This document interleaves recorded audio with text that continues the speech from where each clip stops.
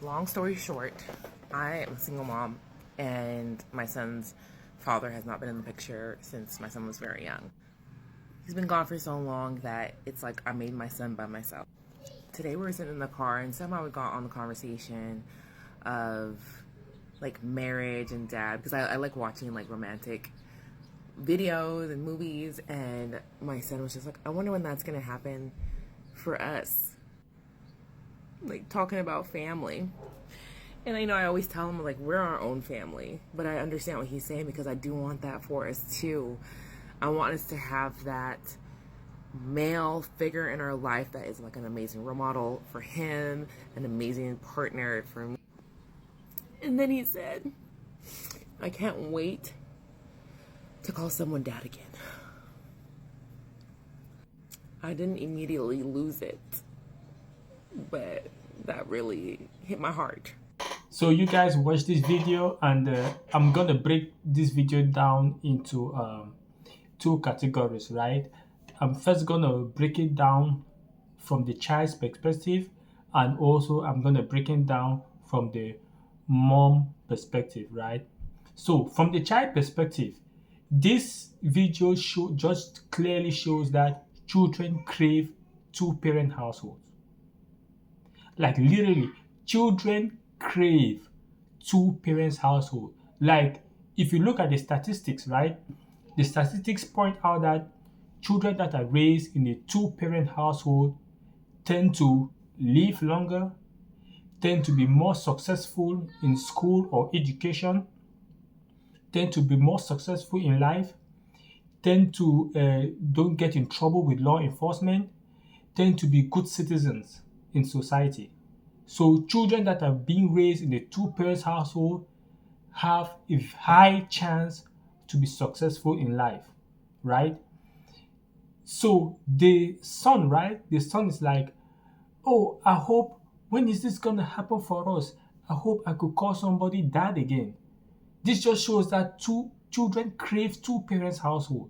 So this idea that when single mothers are being raising children and stuff like that, it's being very detrimental to the child, because children deserve to be raised in a two parent household. Like that is like the minimum, the basic whatsoever.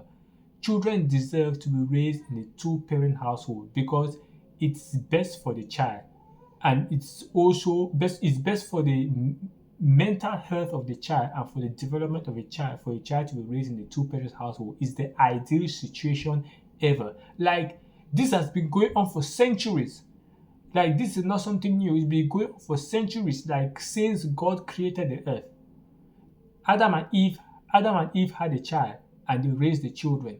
Every other person that came after Adam and Eve, they had children, they were raising children in a family. The nuclear family has always been the building block of any society, the building block of any community. Two parent household and a nuclear family. That has been the basis. It's like the root of every civilization. But fast forward in 2025, what do we have on? We have single parents all over the whole place. Single mothers, single fathers, especially single mothers. They are single mothers are the ones raising children, right? In 2025. So the nuclear family is practically non-existent, especially in the black community.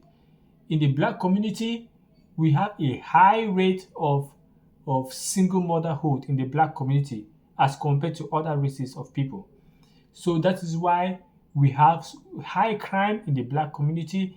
That's why we have uh, um, uh, low success rate in the black community. That's why we have low education in the black community, and all this stuff. So that tends to show that children crave two parent household. Like she literally cried and break down. Like I want this for my child. I want this for my child. She might be sincere that she wants that for her child, but the reality is that she didn't give the reason why she break up with the father of the child. She didn't give the reason why she break up with the father of the child.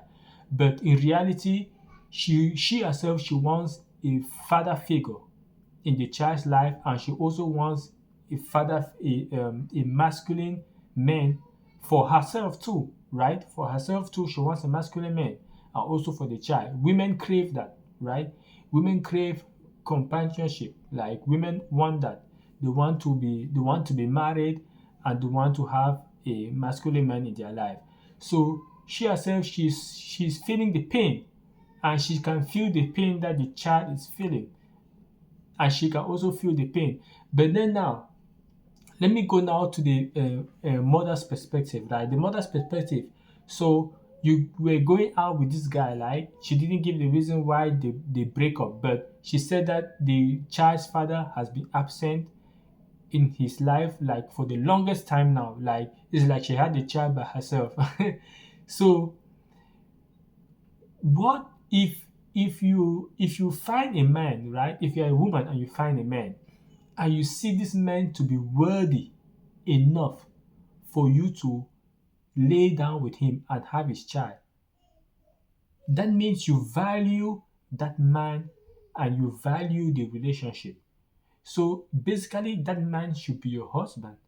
Because if let's go back in the past, like if you go back in the past and in ancient times, you see that a woman's virginity was very, very, very sacred. A woman's virginity was very, very sacred, and that makes a woman a woman. If I make myself clear, I don't know if you guys understand me. A woman's virginity was very sacred, and that was highly regarded upon. So if you see a man and you deem him worthy enough for you to lay down with him and have his child, that means that man should be they should be the husband, and that man, you should get married to that man, because your virginity is the most important thing you can preserve as a woman. So when you see these women out here running around, laying down, having babies with guys that they know for sure that he's not worthy, they know for sure the guy is a deadbeat, but they'll go around and have children with guys that they are not responsible. What do you expect? Like, what do you expect? What do you expect? And now you want is somebody to pick up the load and to be a stepfather to your child. Like, I don't understand. Like, why would another guy be a stepfather to your child? Why would another man pick up the load, pick up the responsibility of another man? Like, like you open your legs to him, you had his child, and he's not there anymore. He's not there anymore. We don't know the reason. He might be in jail. He might not be he might not be a responsible guy. He might probably might have gone out of the country. Who knows? And another man have to pick up the load and take care of a child that's not his. That's not fair for the stepfather. That's not fair for the stepfather. So I don't get it. That's not fair for the stepfather. So like men are now here are not stupid anymore. Women are not stupid anymore. So I myself, I can't do such a thing like that. I cannot be a stepfather to another person's child. I cannot do it. I cannot. Like it's very difficult to raise a child on your on by your biological child. Is very difficult to raise a child, let alone raising somebody else's child. Like when you have children, it's difficult. I myself, I have two. It's difficult to raise a child, let alone raise somebody else's child. That's wild to me. That's why. So let's watch this other video and hear what this lady have to say. I am still trying to wrap my head around the fact that I have to build relationships at this grown age of 31 years old, platonic and romantic. And I cannot I'm literally talking to Jesus right now. I'm like, I don't know how we're going to navigate through this. This is not something I saw for myself, and I didn't have to expect to be doing this at this grown ass age. Okay. I didn't expect to be doing this in my 30s. And I fear it's kind of like really hitting me. And I'm like, no, actually, how are we supposed to create friendships, create community? I can't even fathom dating for real. but being extroverted and also knowing that we're not, made to be isolated and that we're built for connection and we all need companionship. I'm like, how is this going to play out for real? Because at some point, I'm like, God, we're going to have friends, right? Like, at some point, I'm sure I'm going to have a man again. Like, I can't imagine just living the rest of my life, like, truly solo dolo, but at the same time, I can, because it's all I'm used to right now.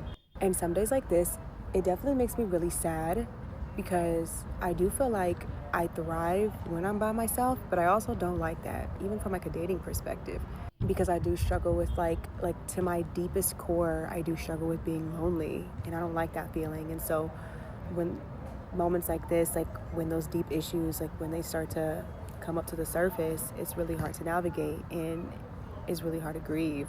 So I don't know.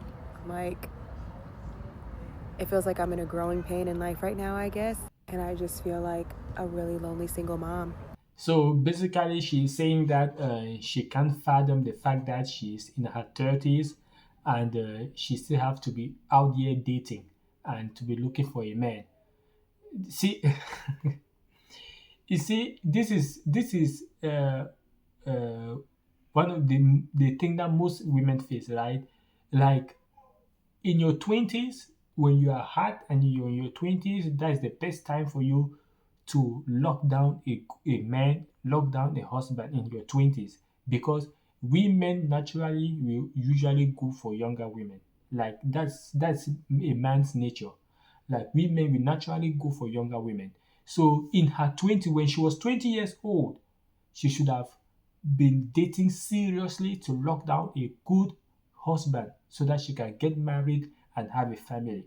So when you want to play this life and then you want, they call it like the whole face. In your 20s, these girls be like, oh, I'm hard, I cannot settle now, I cannot get married now, I got to play life and stuff like that. So time goes by real quick, real fast.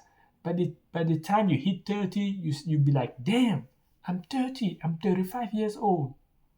Man, I don't have a family yet. Man, I don't have a man yet. Man, age is getting on me. I need to have kids, this and that.